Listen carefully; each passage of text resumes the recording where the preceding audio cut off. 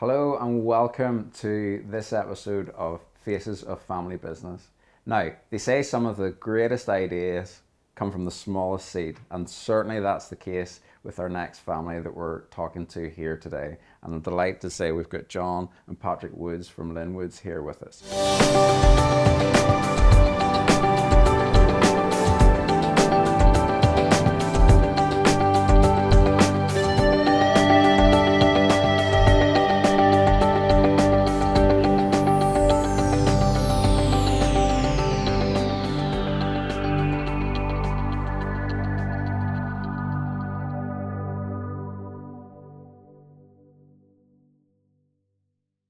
You're both very, very welcome. Now, we know, and part of this series is to shine a light on how important family businesses are to the economy and to society as well.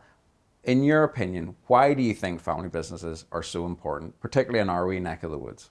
Well, if I was to say that very few businesses, indigenous businesses, start off without an idea, without someone seeing a need and wanting to fill that need. And that's going to be inevitably a family member from the local area who succeeds or super succeeds, whatever. So that's the first thing. Secondly, we had no outside investment, and the family businesses were vital during those 30 years of troubles, madness, whatever you call them. And we as a country would not have been able to survive without family businesses who were doing the normal things in abnormal times. Yeah. Patrick, what about you? Why do you think family businesses are so vital? Yeah, I think there's something about people in Northern Ireland that were very innovative, and we want to fix the problems that we see. And as Dad referenced, the lack of external investment coming into we had to do it ourselves, and there's that history of innovation. So we find a solution to the problem. I know, and that's innovation, isn't it? We've had a history and tradition of getting things done and solving problems, but we wouldn't have called that innovation way back when. But we're incredible at that, aren't we? Yeah. So let's delve into the story of your family business, Linwoods. John, I'll start with you. What are your earliest memories? Because you're a multi-generational family business, but what are some of your earliest memories of being a family in business? Take me back to that. Growing up in midway through siblings of 10, I was number 5. So therefore I was important, or not important, but I was one of the lot, and we were all well looked after. My dad had a small farm, and he evolved out of a need.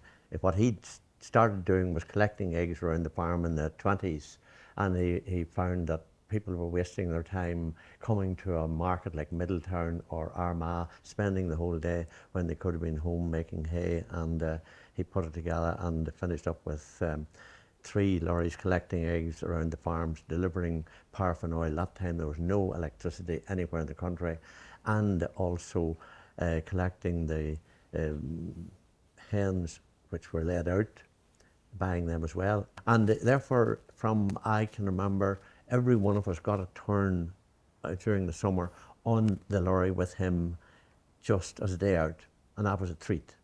But interestingly, that time after the war, I'm talking 46, 47, people would have been giving the kid money, and I would have come home with, maybe, say, what would have been seen as a week's wages that time.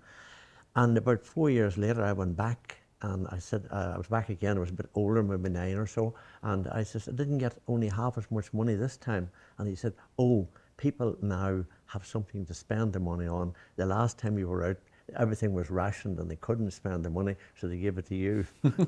So that was my earliest memories. Yeah. But sadly, my dad died at 43 years old with a small operation in hospital, and he got a clot in his brain and killed him, and left 10 of the family. My mother was 37, living on a small farm, and the shop, and 10 kids, and she had no concept of where to start. That was a crisis in our family. But having been out on the lorry, working in the shop, which he had started then about 7 or 8 years ago, I was quite at ease with business, more than I was on the farm. And when he died, I had it was a second thought to me that I would be the one who would run the business. Why? Don't ask me. I just had that belief that I would run the business. And do you mind me asking, was there conflicting views as to who should run it, or were you the natural choice for it? Do you have any recollection on that? I always talk too much, and I think maybe that got me to where I was. But no, my eldest sister Genevieve left school at 17. Vera left, Paddy left at 15, and Vera left at 14 to go into the business, to learn and try and scramble some means of taking family ownership of the business but with the three people who were all employed, done an incredible job, a Trojan job, to ensure that business survived through those years. My mother never, to the longest day she lived, knew much about business.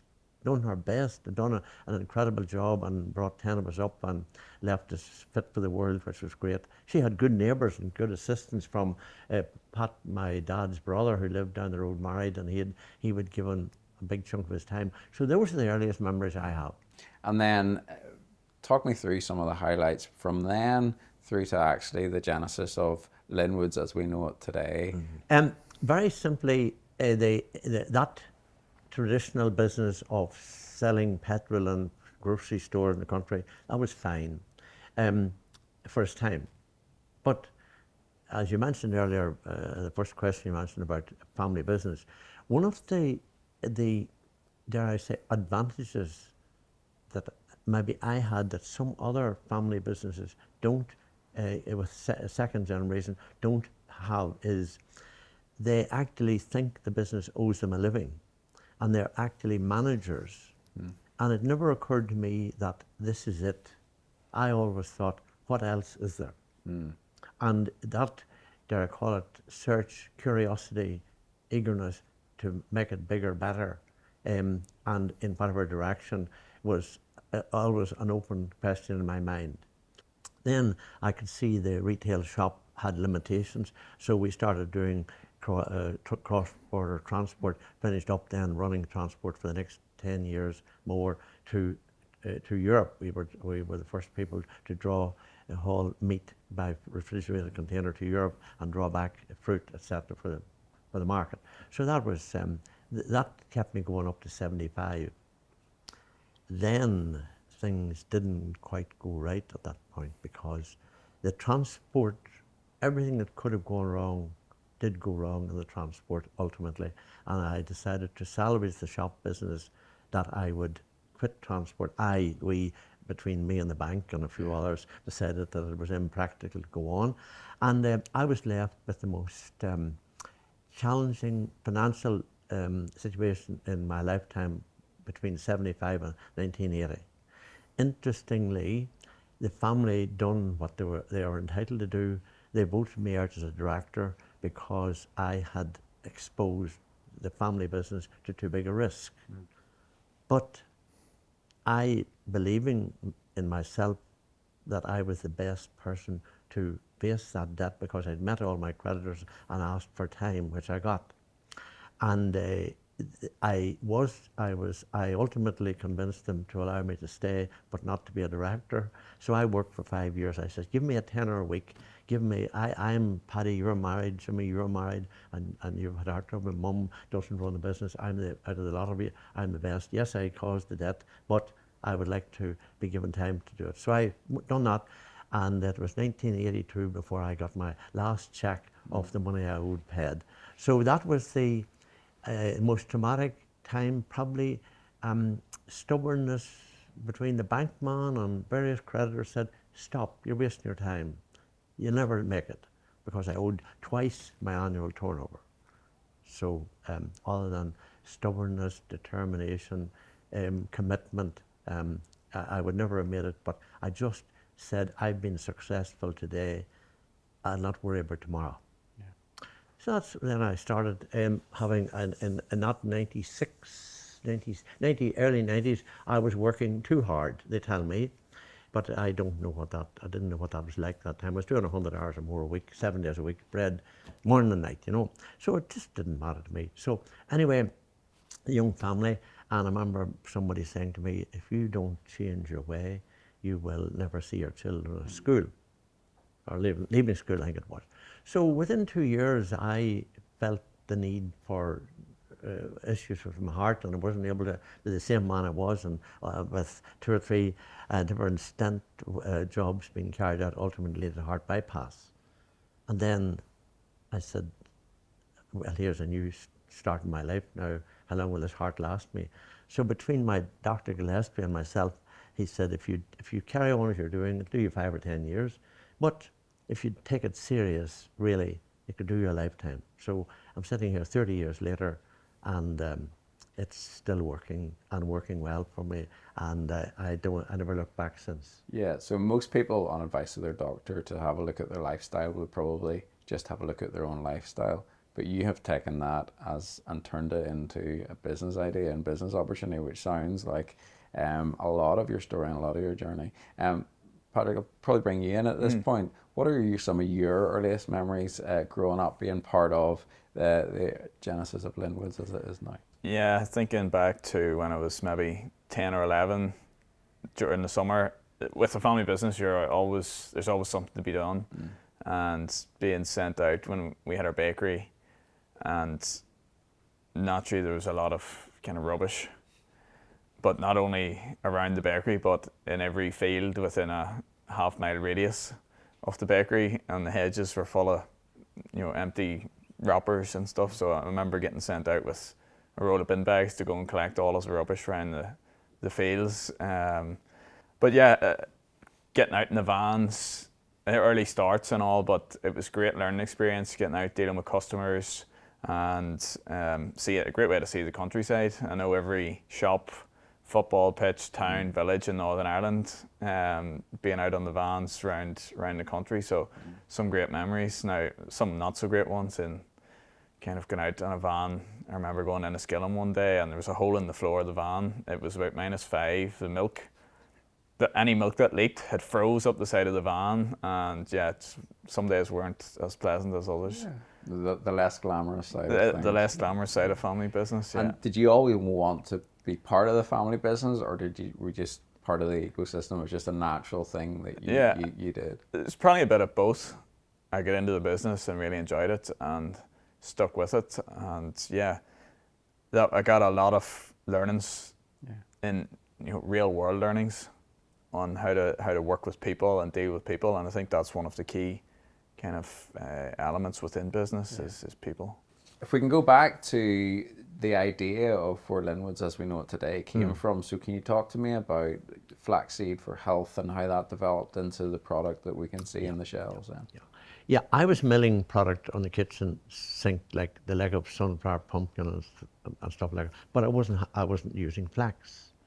But having been at an exhibition, having perfected the freezing of Irish wheaten bread, Orla Moore and myself were at a show in Brussels, probably 2002, or I think it was, and we were offering this to the expats who lived in Brussels, opportunists of course, because people who, just because you're away from home, you want. So we had some success with that, but we'd done a lot of work with that, with working with Camden and Chorleywood to make sure that it would be as fresh as the fresh stuff after being frozen for 12 weeks. So whenever I talked to this guy at the show, he said flaxseed is what we the humans eat, and linseed is what we feed to our animals. No difference, even in brown or golden, they're both the same nutritional value. And I then said, oh, I ate that before because we used to feed it to our animals, and we copied the old man that helped on the farm, and I could remember the taste back from then. And my mother used to say those calves were never as healthy from they stopped selling linseed in the market. So the other directors in the company at that stage, we had a new team, and not much enthusiasm based on this one bag sitting on the counter, but we gave it out to various stores around, pharmacies who were to ask them to give it to people who were using a whole flaxseed for for regularity and fibre. And I said, if they will find any benefit, we'll give them over a period of each person, we give them 3 packets each over a period of time. Bit costly, maybe a pallet or two. We had to do that with maybe 15 or 20 shops. Got great reports back to say, I feel better, my hair feels better, my nails are stronger, my skin even looks better, etc. And I now had the foundation for saying, there's something here. Patrick, how do you go from one bag sitting on the counter to the vast range of products you now have today? Talk me through that, please. Yeah, I'll always remember it was the summer of maybe 2004, 2005, and myself and Dad went out to Canada along with one of the other guys from the business to the farmers, to the co-ops that are selling us, and they were producing the flax for us and essentially, sticking our label on the bag at that time, and meeting farmers, growers, and realizing, oh, actually we could take this home and mill it ourselves, and there's definitely the crux of a business here. And I remember driving across the prairies, and it meant then when I come home and I had done my driving test the next week that driving to Cookstown was no problem. When you're driving 600 mile across Canada and you don't see a sinner or a village or a town or nothing. So that was probably the start of it. So we came home and the team rented a business unit, and we got, again, Canada to build us a mill. A farmer who had built his own mill built us one of those as well. Quite a unique process, and that mill's still running in the factory today, 20 years later. Right. Then it graduated into the health food stores throughout Ireland initially, maybe into some of the smaller health food chains in England. And I suppose the first big break was Holland & Barrett when they came along and said, they'll stock this product. And in the background, Dad was working with the team to create different blends with different functional benefits, adding natural ingredients in, like the sunflower, the pumpkin, some nuts, all bringing unique benefits and health benefits to the products. As the popularity increased, then eventually the retailers in south of Ireland came along, and that's where we get into kind of grocery stores for the first time. Fantastic. So yeah, that's a small bit of this. Yeah. There's one thing that Patrick didn't mention there, and it might be worth his while to take credit for it because where credit's due, was we designed the factory because we couldn't go and steal a view somewhere. We had to design this from our own end requirements. What do we want? And that meant we had a backward design what we wanted, reverse design. Particularly if no one else was doing it. Yeah. There's nowhere else you can go to see a flaxseed. Anywhere in the world, no one else would do what we were Exactly, doing. So therefore we had to, because in Canada, one person milled the product, another person packed it, another person sold it. It was a disjointed. So even then, there was no one that had There was the full we couldn't, service of it and will you be allowed in? Not a chance. So we had to visualize and then design it. So that was the other, and that was a significant part. So I think you were there at the filling of the first bags by hand. Yeah, I was employee number 2 in the health foods business. There was the factory manager and then me. You stand there and hold that bag and fill it day on, day out. And do you still have that first bag filled, or did you? No, but the machine's still there. We still have the little hand filler that gets used occasionally. So. Okay, you mentioned before the idea of sustainability, and you're at the forefront of health food and health food innovation, which is obviously having a sustainable impact on well-being. But talk to me about the Linwood journey of sustainability, and I know it's a particular passion of yours, Patrick, but not just about producing a sustainable product, but the wider sustainability journey the business is going on. Yeah, so our purpose as a business is to enhance people's health and well-being through healthy, sustainable foods. And one of the key pillars within that, we talk about sustainable health. And what we mean by that is sustainable health of people and of the planet. And, we see sustainable health of people as it's a lifestyle. It's not, I've got some issue and I'll take a tablet for that. It's us assisting them and inspiring them, supporting people to live a healthy lifestyle, which is sustainable over a period of time. but also for the planet, and trying to not just reduce our impact on the planet, but actually have a positive impact on the health of the planet. Being a health food and plant-based business, the products naturally allow us to contribute positively to it. But the other side of that end is also minimizing the impact of our actual business activities on the planet. And we've done a lot of work on developing an ESG strategy to minimize our environmental impact, and then get our governance and our social aspects in place.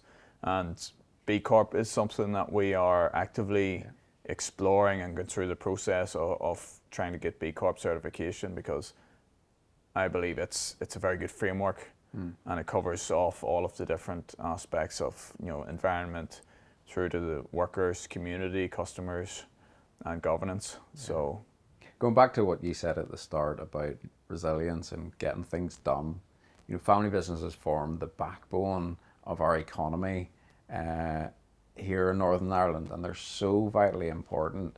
What more could be done, do you think, to support family businesses to survive, not just survive, but to thrive going forward, particularly now that we have an executive again in government?